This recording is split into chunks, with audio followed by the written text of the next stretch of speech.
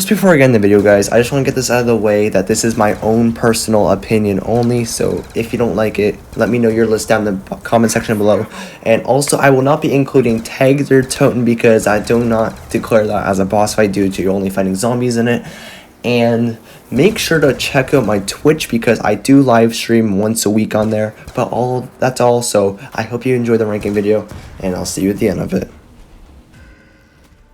So, coming in our number 11 spot, we have Zetsubo no Shima.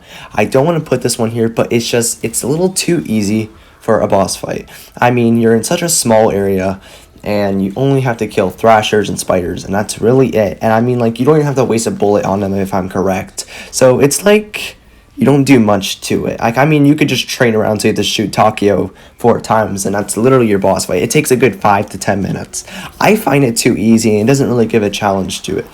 And all the steps that you've went through in that Easter egg just to do that easy boss fight, I just find it not worth it. Other than you getting rewarded the arena once you're done. For high rounds, that's it. So that's why I think it comes to the number 11 spot. Coming in at our number 10 spot, we have Blood of the Dead. I don't know, it was kind of a tie with Zetsubo, but it's kind of more enjoyable in my opinion. I know this is a little underrated to people. A lot of people will get a lot of people confused, but I kind of enjoyed it. I mean, yes, you're killing a big version of just the Brutus, but I mean, there's a lot more you have to do in the boss fight. So you have to kill a couple Brutuses before you can activate, like, when you have to shoot them. Once you do the killing up Brutuses, you have to shoot a couple orbs on them, and then that's it. Then you have to use your shield and shield blast the white orb in the middle. I don't know, doing that a couple times, I kind of found it enjoyable. It's not challenging, but I had fun with it. Yes, it was small. It wasn't hard. I don't know, just something to it I enjoyed. It wasn't that difficult, but I think it was kind of enjoyable. And plus, every step that you done in the Easter egg must have kind of stuck. I agree. The boss fight is sucked, but it paid off for a really good cutscene, in my opinion. It's one of my favorite cutscenes in all of Zombies. So that's why I think Blood of the Dead comes in on our number 10 spot. Coming in at our number 9 spot, we have Dead of the Night. So, with Dead of the Night, I like the map crazy enough.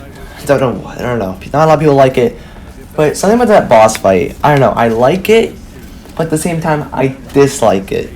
It's not long enough.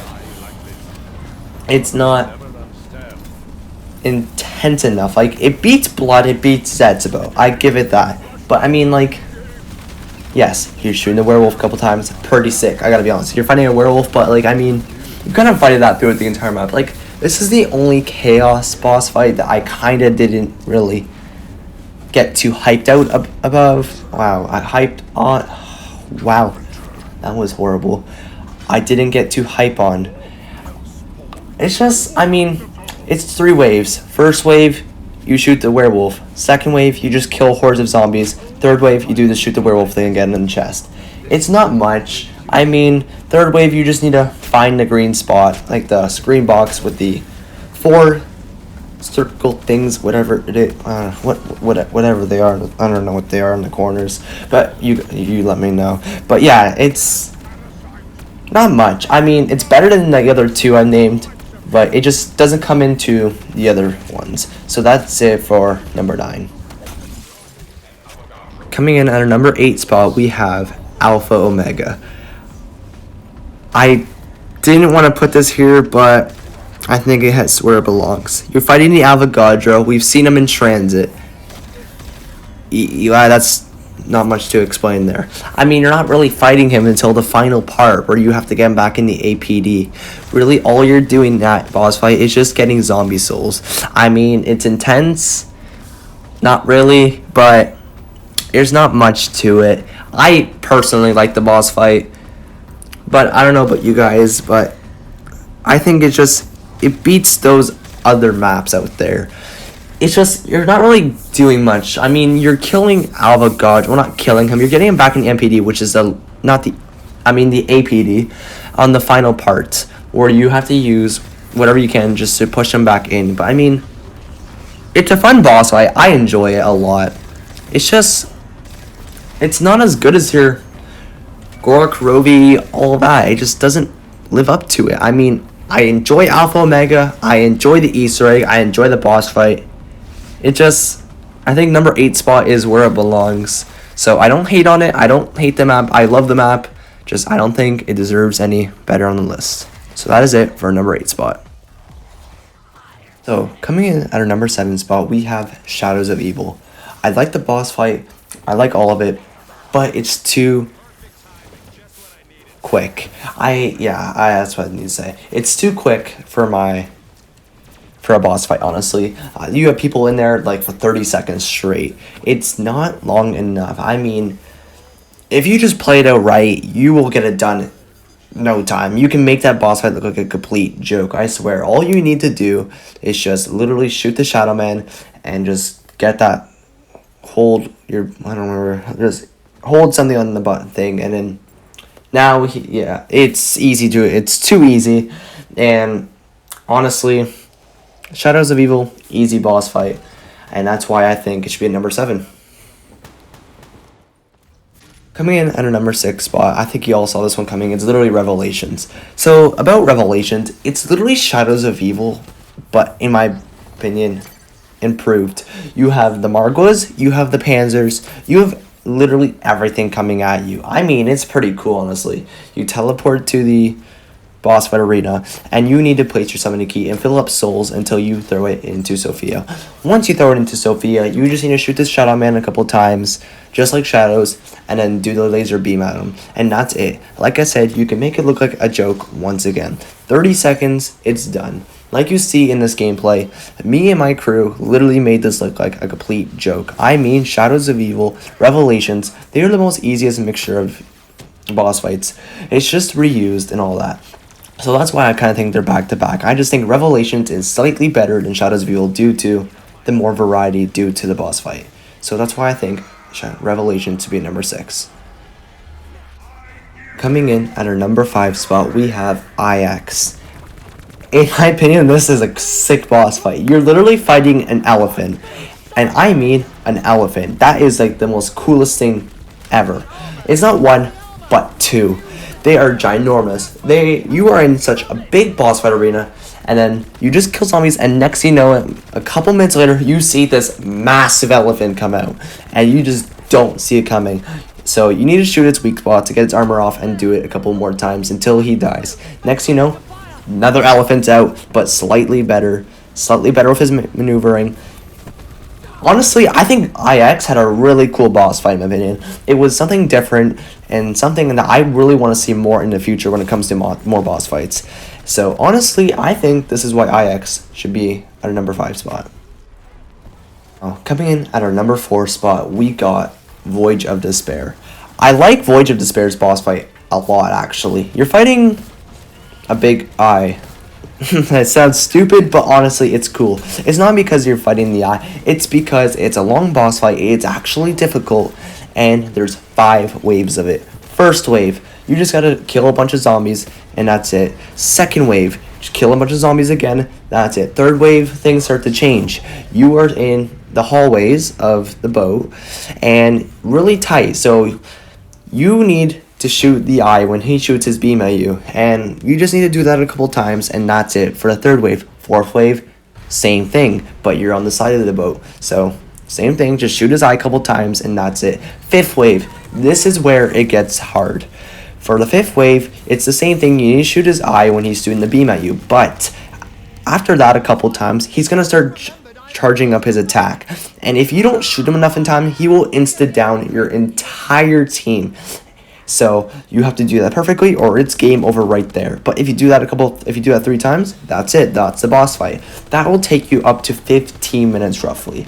I recommend you use the Hellion Savo, but that's really why I think Voyage of Despair is pretty good. It gives a lot to do, long boss fight, and it actually has a good difficulty to it. So that's why I think Voyage of Despair is our number 4 spot. Coming in at our number 3 spot, we have to have Ancient Evil.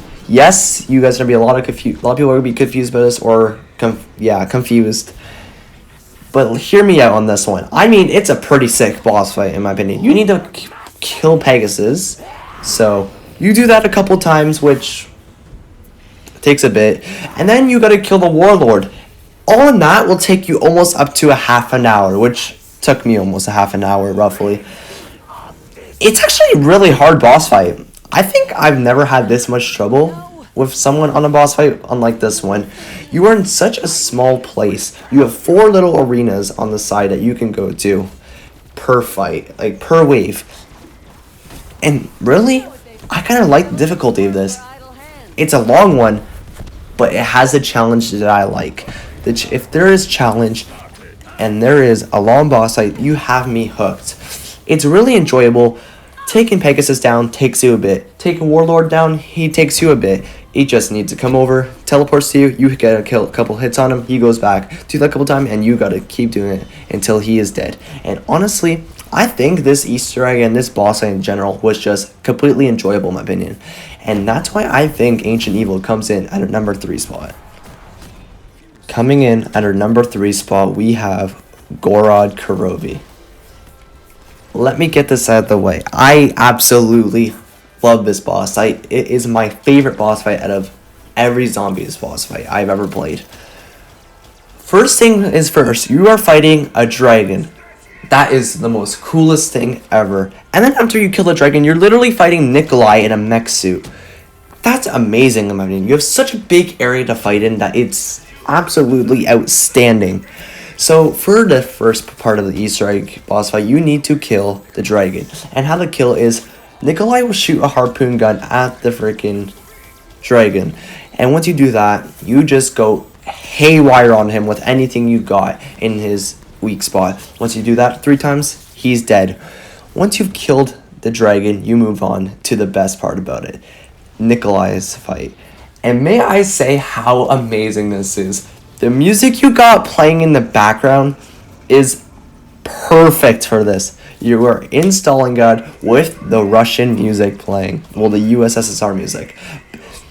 Honestly, it's a difficult boss fight. It's not a long one, but it's difficult. And I gotta sweat. Can't sweat how much I just adore this one. There is such a challenge if you don't know what you're doing.